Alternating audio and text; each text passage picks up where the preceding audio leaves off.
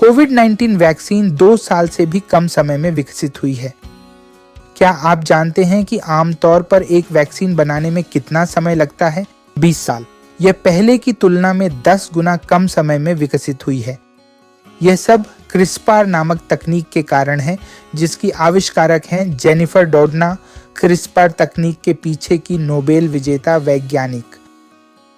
यह क्रांतिकारी जीन संपादन तकनीक हर चीज को बदल रही है, बीमारियों से लड़ने से लेकर मानवता के भविष्य की कल्पना तक।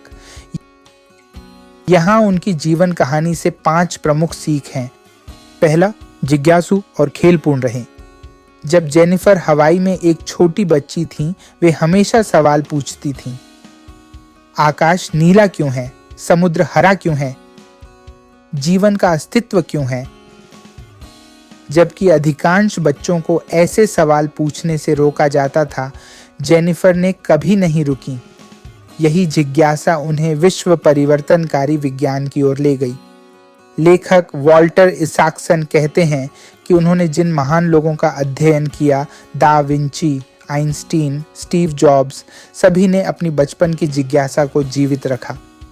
इसके लिए प्रतिभाशाली होना जरूरी नहीं। साधारण चीजों पर गौर करें, सवाल पूछें, शायद कुछ अद्भुत या जीवन बदलने वाला मिल जाए। दूसरा, सिर्फ जिज्ञासा काफी नहीं है, उपयोगी बने। जिज्ञासा शक्तिशाली है, पर यह सिर्फ शुरुआत है। जो सीखा है उसे लागू करना होगा। जेनिफर की टीम अक्सर वैज्ञानिक खोजों को जीवन सुधारने वाली चीजों में बदलने की बात करती थी। बेंजामिन फ्रैंकलिन भी इसी सिद्धांत पर चलते थे। उन्होंने पूछा, इससे क्या फायदा है? फिर बारिश में पतंग उड़ाई और बिजली निकालने का तरीका खोजा।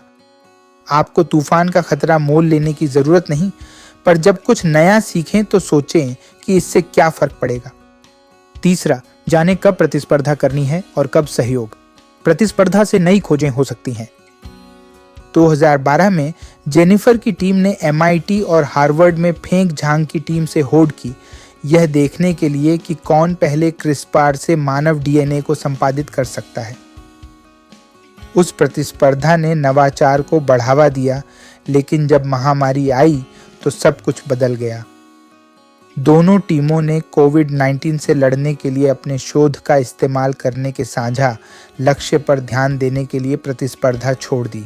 उस सहयोग ने उनकी खोजों को और अधिक प्रभावशाली बना दिया। सीख यह है, जब प्रतिस्पर्धा प्रगति को बढ़ावा दे तो कड़ी मेहनत करें, पर जाने कब हाथ मिलाकर बड़ी समस्या हल करनी है। चौथा, दृढ़ता बाधाओं को तोड़ती है। जेनिफर की कहानी लचीलेपन की है। स्कूल में उसे बताया गया कि लड़कियां विज्ञान नहीं करती। बाद में उन्हें मानव जीनोम प्रोजेक्ट की पुरुष प्रधान दुनिया से बाहर रखा गया, पर वो 2 महिला साथियों के साथ RNA शोध में जुटी रहीं।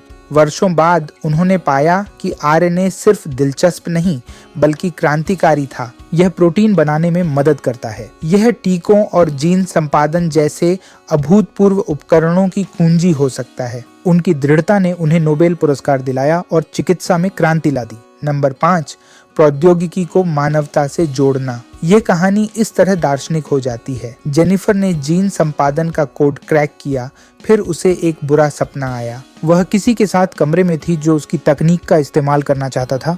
वो एडोल्फ हिटलर था। उस सपने ने उसका नजरिया बदल दिया। उसने समझा कि सिर्फ शक्तिशाली उपकरण बनाना काफी नहीं था, उसे यह सुनिश्चित करना था कि उनका उपयोग जिम्मेदारी से हो। उसने जीन संपादन के नैतिक दिशा निर्देश बनाने वैज्ञानिकों को एकजुट किया, जो मानवता पर प्रभाव दर्शाता है। बड़ी बात यह है कि वॉल्टर इसाक्सन ने स्टीव जॉब्स से पूछा कि वह कैसे याद रखना चाहेंगे। जॉब्स ने कहा, जीवन एक नदी की तरह है। शुरू में लगता है कि यह इस बारे में है कि आप क्या लेते हैं। जो चीज आप बनाते हैं, सीखते हैं, पाते हैं, लेकिन अंत में यह इस बारे में है कि आप नदी में क्या डालते हैं। भविष्य की पीढ़ी के लिए आपके विचारों का योगदान। यही धागा बेंजामिन फ्रैंकलिन से जेनिफर डोडना तक इसाक्सन के सभी विषयों में है। ये सभी लोग अपने जुनून से कुछ बड़ा करने से जुड़े हैं। इस वीडियो को अंत तक देखने के लिए बहुत बहुत धन्यवाद।